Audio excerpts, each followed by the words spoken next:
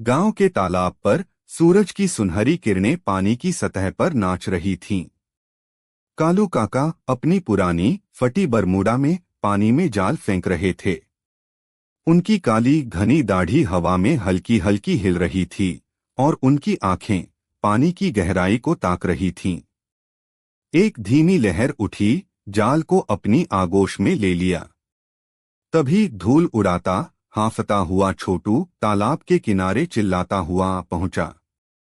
काका, मेरा दिल टूट गया है रे। लोग बहुत काटते हैं, मैं तो परेशान हो गया हूं। कालू काका ने जाल को खींचा, एक पल के लिए छोटू को देखा, फिर अपनी दाढ़ी खुजलाते हुए बोले, कौन काटता है रे? तू इंसान है कि लौकी जो सब काट रहे हैं? जाल पानी से बाहर आया, उसमें कुछ मछलियां फड़फड़ा रही थीं। काका ने एक चकाचक चमकीली मछली को उठाया, उसकी चांदी सी चमक सूरज की रोशनी में आंखें चुंधिया रही थी।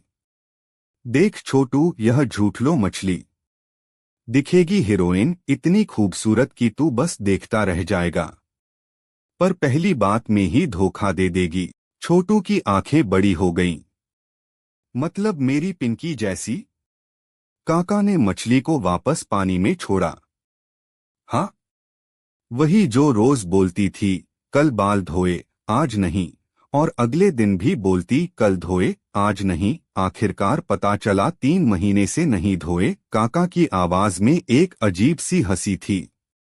उन्होंने फिर से जाल को खंगाला और एक नुकीली नुकीली मछली पकड़ ली। उसके पंख तीखे सुई की तरह थे। यह तानाक्षी मछली काटेगी नहीं, पर खरोंच देगी, एकदम हल्का हल्का। तेरा ध्यान भी नहीं जाएगा, पर निशान छोड़ जाएगी। छोटू ने सिर खुजलाया। ओह, जैसे मोहन चाचा जो हमेशा कहते हैं, अरे छोटू, तू तो बहुत मेहनती है चोरी करने में। अचानक एक मछली काका के हाथ से फिसलकर छोटू के पैर पर गिरी। एक पल को उसने दर्द से चीख मारी। काका ने उसे उठाया। देख रे, यह दोषू मछली अपनी गलती मानने का नाम नहीं लेगी। जैसे तेरी मौसी घर में सब्जी जले तो बोलेगी गलती गैस की है, और गैस सिलेंडर फटे तो बोलेगी गलती कंपनी की है। एक काली मछली जाल से उछलकर पानी में वापस भाग गई, एक फुर्तीली अनदेखी चाल से। काका ने उसकी ओर देखा। यह पीठू मछली पीछे से काटेगी। ऐसे लोग सामने भाई बोलते हैं, पीछे कड़ाही चढ़ा देते हैं। मतलब मेरी टोली के लड़के जो बोलते हैं, छोटू तू हमारा हीरो है, और पीछे से कहते, यही तो सबसे बड़ा लूजर है। छोटू के चेहरे पर एक उदासी छा गई। काका ने फिर एक मोटी भारी मछली उठाई। यह हद्दू मछली हर दिन तेरी हद परखेगी।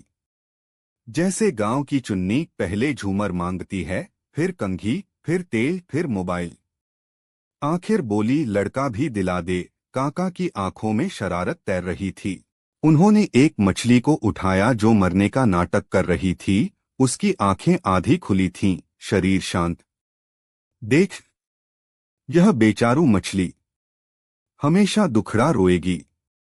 जैसे पड़ोसी पप्पू हर काम में बोलेगा, मेरा घुटना दुख रहा है, पर मुर्गा लड़ाई में सबसे पहले दौड़कर जाता है।